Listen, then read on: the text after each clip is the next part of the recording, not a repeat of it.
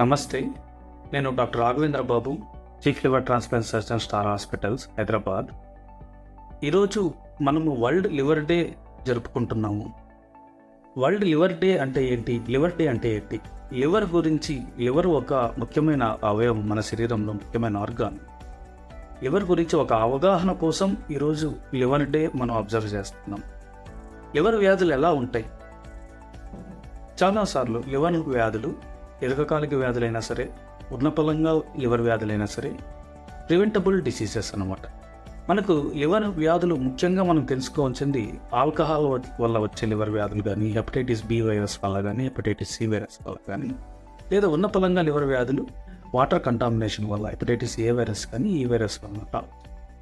ఈ దీర్ఘకాలిక లివర్ వ్యాధులు మనము ముందుగా తెలుసుకోకపోతే ఫ్యాటీ లివర్ స్టేజ్ నుంచి, ఫైబ్రోసిస్ స్టేజ్ నుంచి సిరోసిస్ స్టేజ్కి వెళ్ళి అప్పుడు ఏ మెడిసిన్స్ పనిచేయలేని పరిస్థితుల్లో లివర్ ట్రాన్స్ప్లాంట్ కూడా చేయాల్సి వస్తుంది.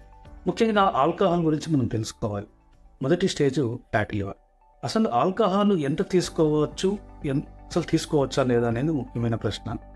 ఆల్కహాల్ అనేది అసలు మంచిది కాదు, చాలా అవాయిడ్ చేస్తేనే మంచిది.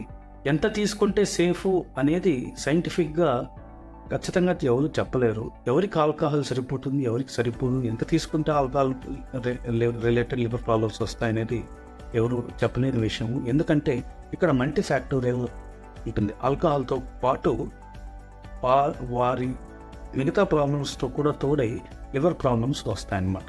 సో ఈ లివర్ వ్యాధులు మనం అరికట్టవచ్చు.